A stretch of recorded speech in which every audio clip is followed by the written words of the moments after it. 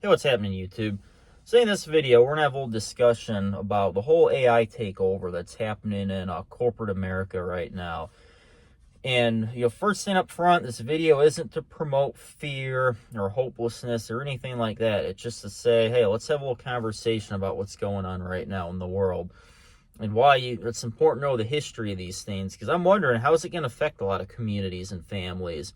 Because you look back when a lot of the industrial manufacturing jobs started getting shipped overseas, what it really started back like the late 70s, all throughout the 80s, 90s, especially the Midwest that got hit hard. I've lived here in the Midwest, the state of Indiana, my whole life, and the town I live right next door to, Gary, Indiana, the famous Gary, Indiana with U.S. Steel, that got hit really hard.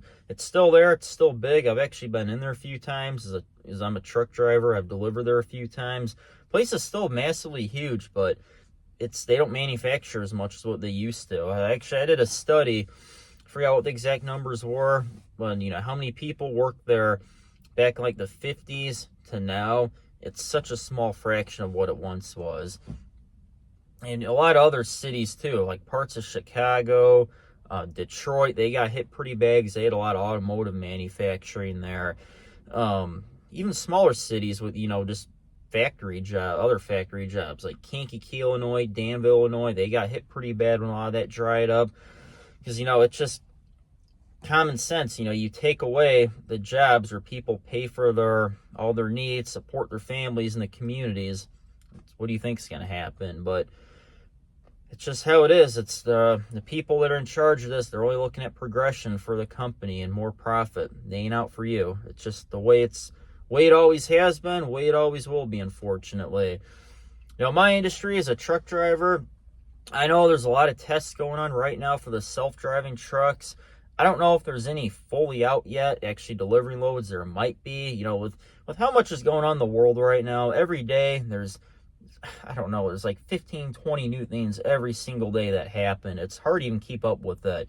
If anyone knows, feel free to let me know for sure if it's happening or not yet, if they're actually using it. But it's definitely a threat to my industry big time.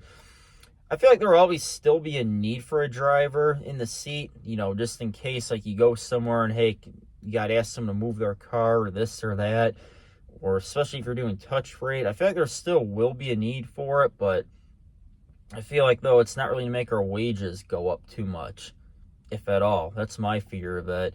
And that's just like, too, even for a lot of other industries. Because right now we're seeing the white-collar jobs that are getting drained right now. A lot of your office jobs, that people went to college and got a degree for. A lot of those are, boom, overnight getting eliminated because they don't have all these regulations and safety factors they got to deal with.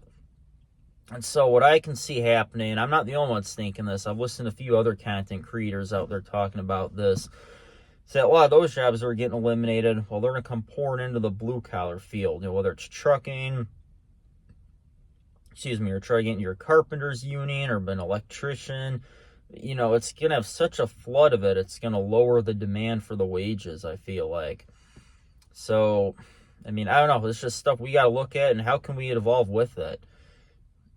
It's coming, whether we like it or not. We're already seeing it. But, like I said, there's got to be ways we can evolve with it. We can't just go and think, oh, it's all hopeless. The best advice I can really give for anybody right now, like especially if, say, you work in an office job and you're worried your job may be in the chopping block.